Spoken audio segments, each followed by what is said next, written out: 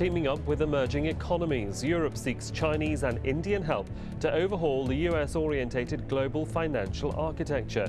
Is a new world order on the cards? And why is Europe looking east? And at what price? This is Inside Story.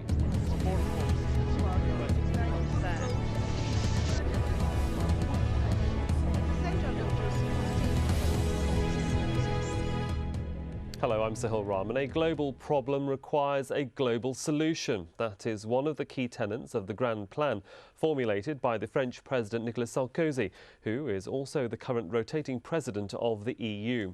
While the world grapples with the biggest economic debacle since the Great Depression in the 1930s, Sarkozy has managed not only to come up with a plan for the future, but also cajole and convince the European Union nations and George Bush that he's on the right tracks, stressing that the bailout plans had treated the immediate symptoms of the crisis without attacking the roots of the disease. Sarkozy has proposed radical restructuring of global institutions like the International Monetary Fund and the World Bank.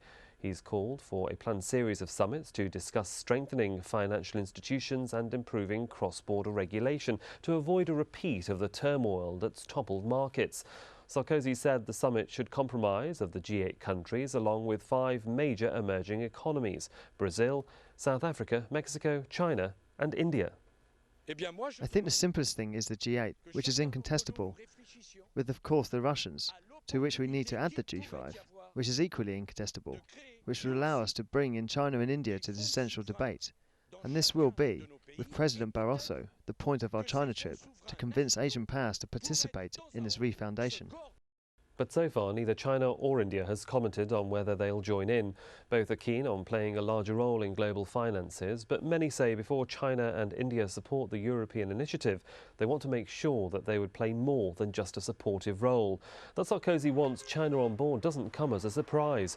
China is said to be the world's fastest growing economy, and Chinese companies have established direct investments in more than 170 countries and regions around the world. If measured on a purchasing power parity basis, China stands as the second largest economy in the world after the US. This week, China's National Bureau of Statistics announced that economic growth in the third quarter this year was 9%. This is impressive by American or European standards, but for China, it's the worst since early 2003. It shows that China's economy is not immune from global financial turmoil, as the Chinese may have hoped. But still, China remains the powerhouse among the Far Eastern economies.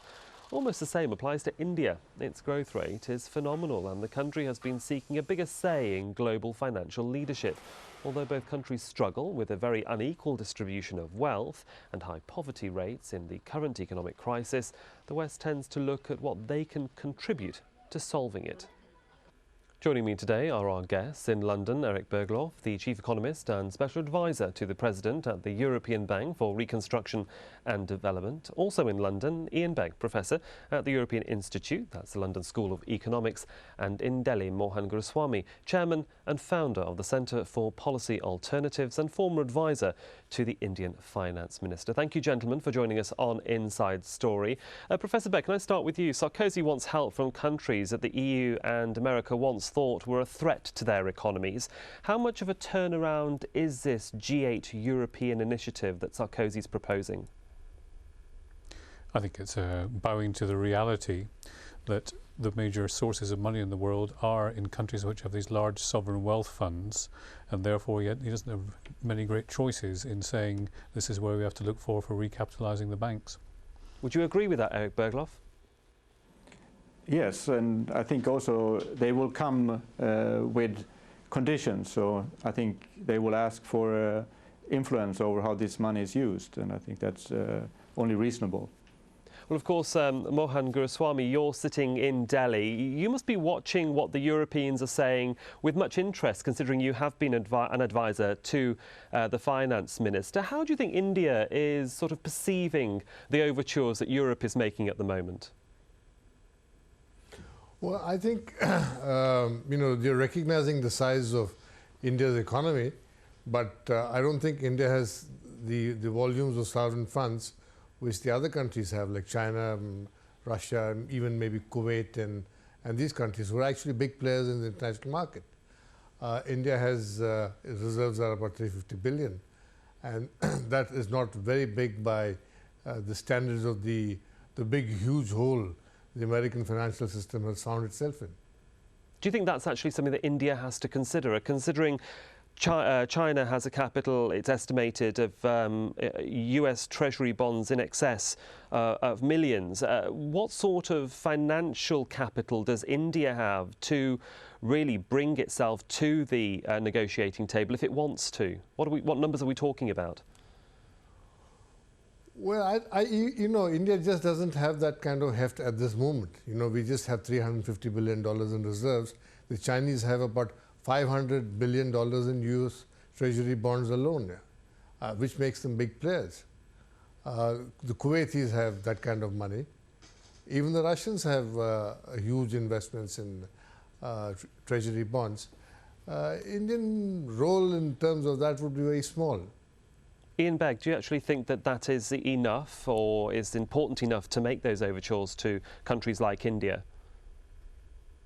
No, I don't think Western governments will be seriously considering asking India to put money into their banking systems. Indeed, although the sovereign wealth funds are important in all of this, most of the rescue that will have to come through into the banking system will come from domestic money inside the OECD countries, the US, Western Europe particularly. And that's why we've seen over the last 3 or 4 weeks all these efforts to use taxpayer money in the US, in the UK, and now in several of the continental European countries, taxpayer money to try to recapitalize banks. That's the major source of what's happening now. Mr. Berglof, it seems that Nicolas Sarkozy is giving the impression that India and China can save the world financially, and that they're very important in the equation, along with Brazil and other emerging markets. I mean, how do you perceive that whole situation, that whole sentiment and statements that are coming out from Brussels? Well, I think there is an interest in many countries. India may be actually the exception here, that they feel that they are not playing a role that they should be playing in the global financial architecture, global financial system. They want to be part of it, and we have seen overtures from the Russians, from the Chinese, trying to show that they want to be part of the solution to the financial crisis. But I agree with Professor Begg that this is not the main part of the solution, of course, but it could be a way for these countries into the important institutions, having more influence in the International Monetary Fund, having maybe contributions to individual new instruments that are created. Of course, Mr. Guruswamy, the fact that India has always wanted to have a much more vocal say in the global financial world has never been hidden by New Delhi. Do you think that this particular scenario we're seeing globally is India's time really to step up to the mark and make itself heard? Well, that is true. India wants to be wants a seat on the high table. That's true. But the crisis here is one of making in the US, in peculiar circumstances the US financial system functions in. And it's a problem for the Americans to sort out. American money can only go into American banks to bail them out. How can we put money to bail out American banks? Mr. Berglof, can I ask how you think then American banks or the American government as well as the EU is going to persuade India and China that they are very important to this whole equation? Because from what we're getting from Delhi, and certainly what we've heard on Al Jazeera's news broadcasts, is that both Delhi and China are very apprehensive, because the IMF themselves have said that they feel other banks might fall very soon. So there is a genuine worry from both Beijing and New Delhi. Well, I think it's very understandable that there is a worry. I just think that this is an opportunity for changing things. So we know that the global financial architecture has not worked very well in preventing this crisis from happening.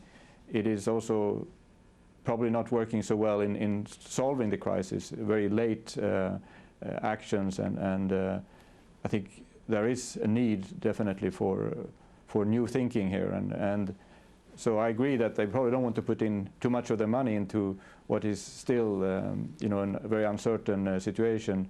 But I think there is an opportunity here for change and for you know, finding new ways of organizing the international financial system. Well, as you say, there are possibly ways for new thinking. Professor Berg, Sarkozy met with President Bush recently at Camp David to hammer out a way forward.